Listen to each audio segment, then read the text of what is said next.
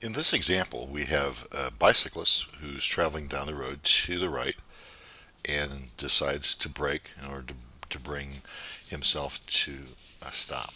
What we want to do is understand the relationship between the braking and then the distribution of the normal loads on the front and the rear tire.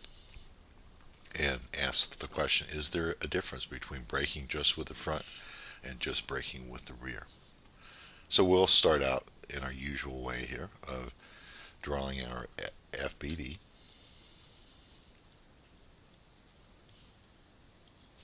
The forces that we have acting on it, there's going to be wherever the center of mass is for the cyclist and the bicycle, total mass of M, so that's mg. We have a normal reaction here at the rear, normal reaction on the front. In general, if the person brakes with both the front and the rear wheel, you'll have friction forces acting to the left because the movement is to the right. So based on these equations, we'll do our usual thing using our Newton-Euler equations. We'll sum forces in y, nf plus nr minus mg is a 0, so we'll take this equation, let's say, and solve for nr in terms of nf, so that's mg minus nf. And as we've done in several other examples, we'll do a summation in a moment about g. And the moment arm for the rear and the front friction forces, that's at distance d that the center mass is above the road. There's a minus sign. I guess I should say what I'm going to use for x and y here. So that's in minus k. We have the front normal force nf with a moment arm of that distance of bf. The rear normal force nr has a moment arm of br. It's in the minus k, like that. And as long as the bicyclist is just traveling down the road, that is a 0. So what I'm going to do is just say that I'm going to combine these two equations together, and I'll solve for nf and nr. This relationship is that distance br divided by br plus bf times the total weight mg plus the friction force rear, friction force front. Again, right now we're saying that the person is braking with both wheels, times the ratio of d to br plus bf. And then the reaction force at the rear, solving for that, we get bf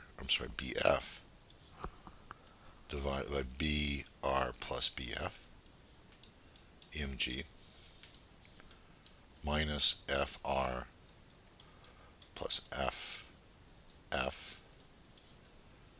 d over br plus bf.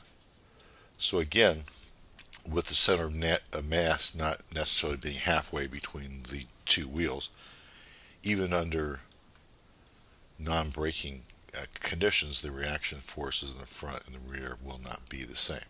So this is the reaction force distribution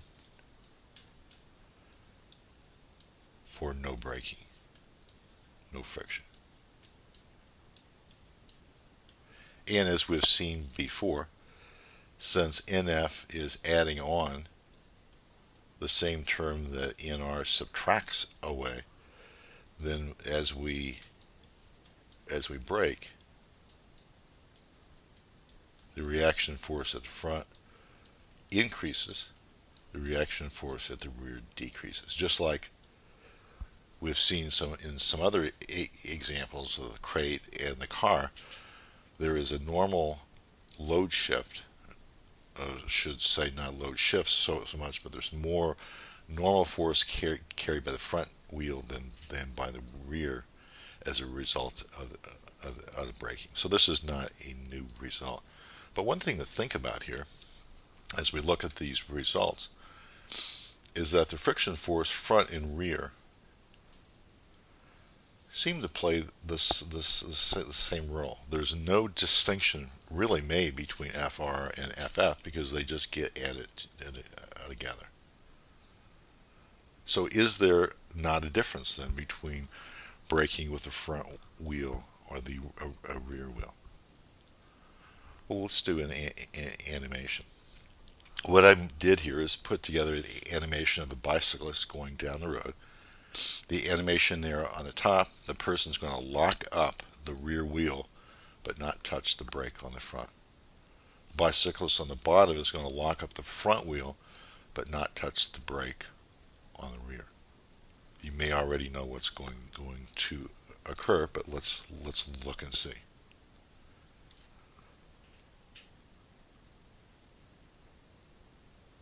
The bicyclist there on the top comes to rest in a very safe way.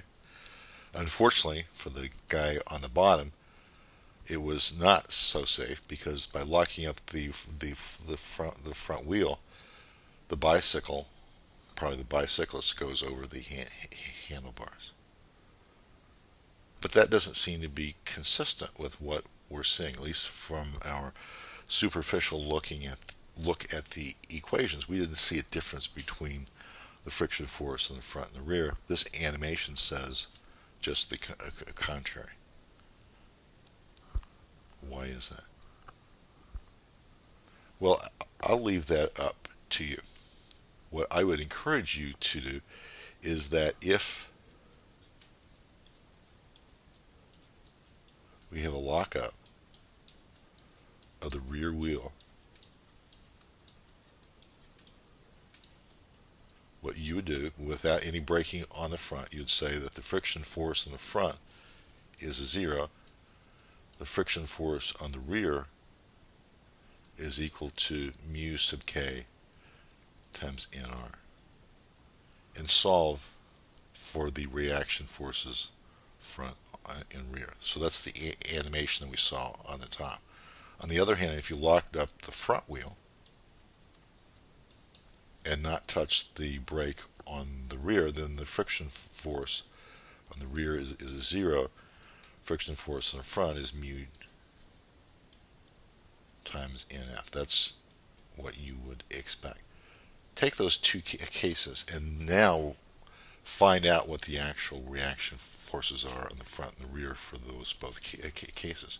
And you'll find that what happens for braking with the rear wheel is as you brake, it tends to reduce the normal force on the rear wheel. If the normal force in the rear wheel is reduced and it's locked up, then the friction force drops. So the rear wheel is not as effective on braking because that load is carried more by the front and less braking force there on the rear. On the other hand, if you brake just with the front wheel, what happens is the braking increases the normal force on the front, which in turn increases the friction force, which in turn increases the normal force. And so you get into a loop here, a feedback loop, where the braking actually tends to make the normal force continue to increase. And as that occurs, the normal force goes up, friction force does, and eventually the rider, if the braking is hard enough for the right geometry of the bicycle will flip over, as we saw in the animations. So it takes a little bit more in-depth investigation to find out, because in general, as long as it doesn't tip over, there's no difference between the role that's played between FR and FF in terms of that a moment. But we see in actuality, when we solve for the forces themselves, there is a difference between braking front and braking rear.